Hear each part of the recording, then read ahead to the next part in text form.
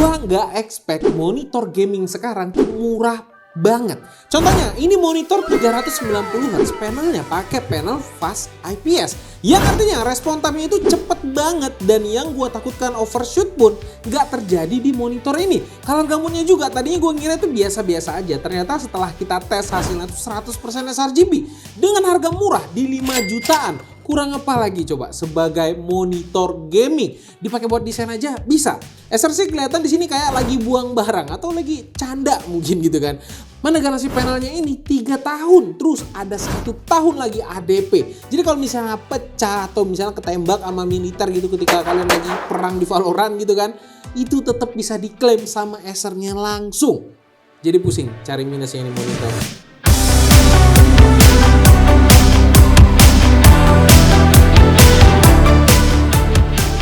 Kalau ngomongin soal desain, bisa dibilang desain ini simple dengan bezel yang cukup tipis. Tapi yang pentingnya ada semua di monitor ini. Gak ada absen sama sekali karena bisa di swivel dan bisa di tilt juga minus 5 sampai 30 derajat. Pivot bisa sampai 90 derajat. Jadi kalau misalnya kalian bosan dengan horizontal, kalian bisa lurusin menjadi vertikal. Dan tingginya juga bisa disesuaikan sampai 120 mm atau 12 cm. FYI, monitor gaming murah itu tuh cenderung gak ada fitur-fitur yang gue sebutkan tadi.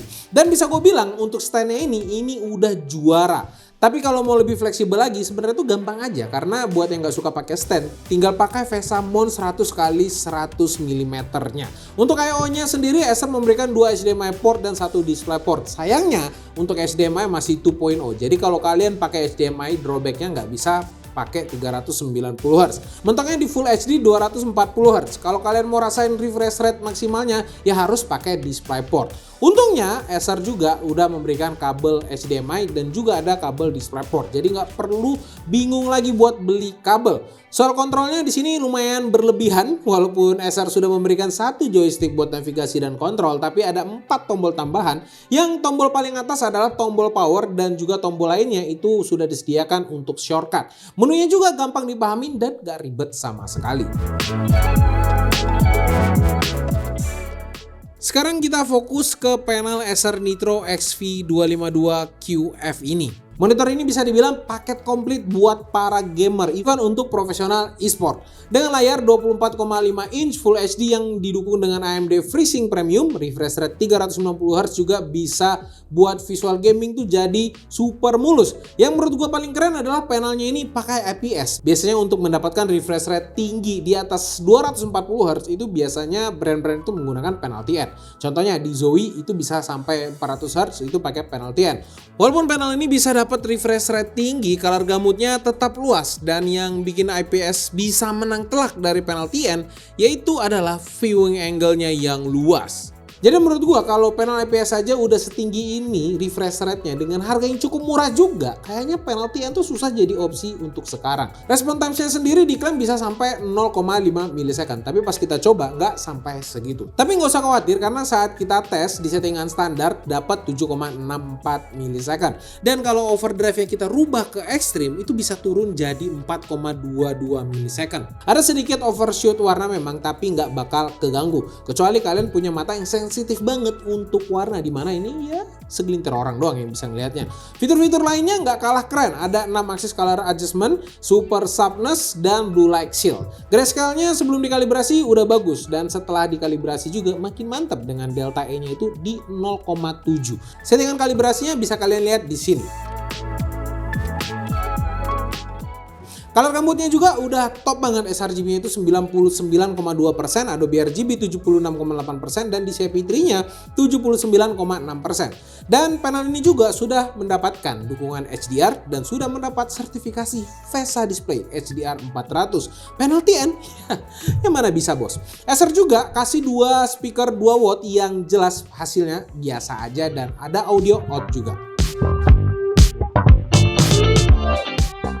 Kalau dibandingkan sama legend di dunia e-sport kayak Zoe XL2566X Plus yang punya refresh rate sampai 400 Hz, rasanya seperti memilih antara dua karakter yang berbeda tapi ya tujuannya sama aja. Di Zoe dengan panel TN dan Acer Nitro itu menggunakan panel IPS. Keduanya punya fokus yang sama untuk gaming. Tapi di Zoe kayaknya lebih difokuskan banget untuk gamingnya karena punya switch dan shield biar gamer nggak keganggu visualnya, sedangkan di monitor ini menawarkan kualitas warna yang lebih kaya dan sudut pandang yang lebih luas dengan harga yang murah banget tentunya. Kedua monitor ini juga memiliki refresh rate yang sangat tinggi di atas rata-rata monitor gaming lainnya.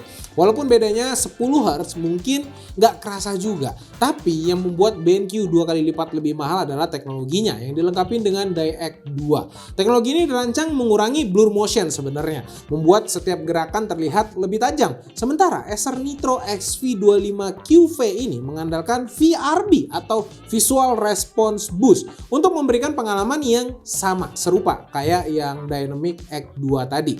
Tapi lihat aja perbedaannya di UFO test yang udah kita tes. Soal teknologi anti blur di FPS tinggi, emang untuk sekarang DirectX 2 itu masih belum ada lawan. Jadi menurut gua sih Acer ini berhasil memberikan pengalaman gaming layaknya atlet e-sport internasional di harga yang sangat terjangkau dan fiturnya juga lebih luas. Monitor dengan refresh rate 390 Hz kayak gini itu tuh cuma dihargain 6 jutaan. Tapi setelah kita lihat di e-commerce itu banyak banget yang jual 5 jutaan. Jadi kalau kalian rakit PC menggunakan monitor ini dengan CPU 900X 3D yang katanya itu kenceng banget untuk gaming 1080p dan dipasangkan juga dengan GPU RTX 4080 Ti, gua yakin FPS tinggi yang keluar ke monitor ini bisa ditampilkan dengan lancar untuk orang yang matanya bisa lihat gerakan musuh dengan cepat. Ya khususnya pro player Valorant atau CS2.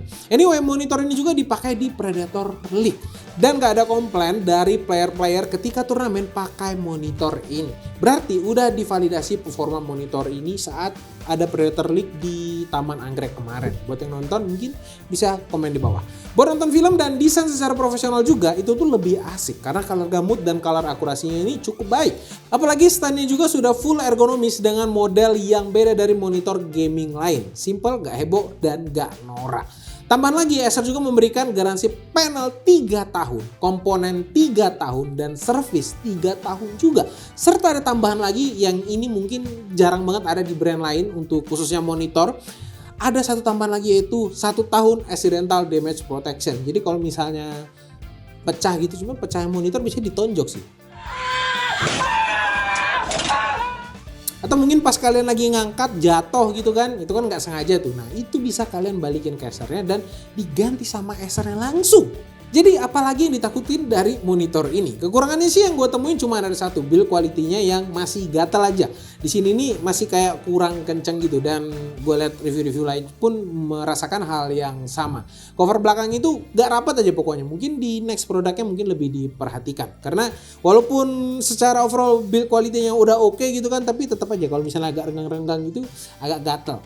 Jadi menurut gua kalau kalian memang mau rakit PC concernnya cuman ke gaming aja atau desain tipis-tipis, monitor Acer Nitro XV252QF ini terbaik dan worth it parah menurut gua. Menurut kalian gimana? Mungkin langsung aja komen di kolom komentar dan sampai jumpa di video selanjutnya. Gua Rodi. Bye bye guys.